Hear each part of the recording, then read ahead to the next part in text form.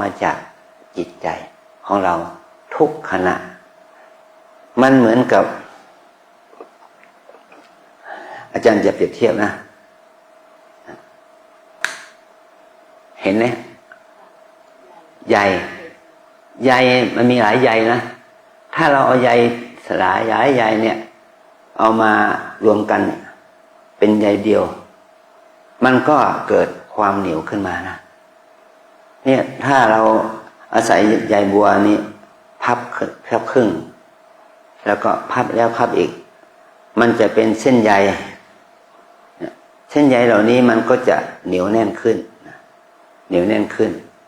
จนถึงว่าที่ว่าภาษาชาวบ้านที่เขาว่าบางท้องที่นะเขาเอาใยบัวมาทำเป็นผ้าใยบัวผ้าใยบัวเนี่ยมันต้องอาศัยความเพียรถ้าเราเปรียบเทียบว่าเราเอาปุยฝ้ายปุยสำลีของปุยฝ้ายเอามากึ่งมากอเป็นเส้นได้เอาเส้นได้มาทอเป็นผืนผ้าเอาผืนผ้านั้นมาตัดมาเย็บเป็นเสื้อผ้าเป็นสบงจีวรนั่นแหละมันจึงมีคุณค่าสิ่งเหล่านี้เอามาจากไหนสิ่งเหล่านี้ก็เอามาจากเส้นใยของปุยฝ้ายและเส้นใยของปุยฝ้ายเอามาจากไหนเอามาจากเม็ดฝ้ายมันมาจากไหนมาจากดอกฝ้ายมาจากไหนมาจากต้นฝ้ายมันโตมาจากไหนจากดินจากน้ำจากแสงสว่างและจากอากาศใช่ไหม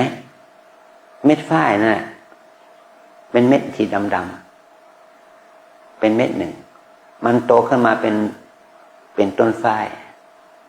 โตขึ้นมามันออกดอกออกผลออกปุยฝ้ายมันก็เรามากรอมาเป็นเส้นได้เป็นผืนผ้าเป็นเสื้อผ้าประโยชน์มันก็เกิดจากการที่เรามีเสื้อผ้านุ่งห่มมันมาจากไหนมาจากนั่นแหละมาจากดินน้ำไฟลมเหมือนกันที่เรามาปฏิบัติเนี่ยเราต้องอาศัยดินน้ำไฟลมที่เราเรียกว่าตัวเราเห็นไหมต้องอาศัยดินน้ำไฟลมที่เราเรียกว่าตัวเราที่เป็นหญิงเป็นชายการที่เราเรียกว่าตัวเองเป็นหญิงเป็นชายนี่แหละที่เรียกว่าชายหญิงถ้าเราวิเคราะห์ใจไปแล้วมันก็คือธรรมตัวธรรมนี่คืออะไรธาตุสี่ธาตุดินน้ำไฟลมธาตุไฟดินน้ำไฟลมมันก็มีจากที่นี่ธาตุสี่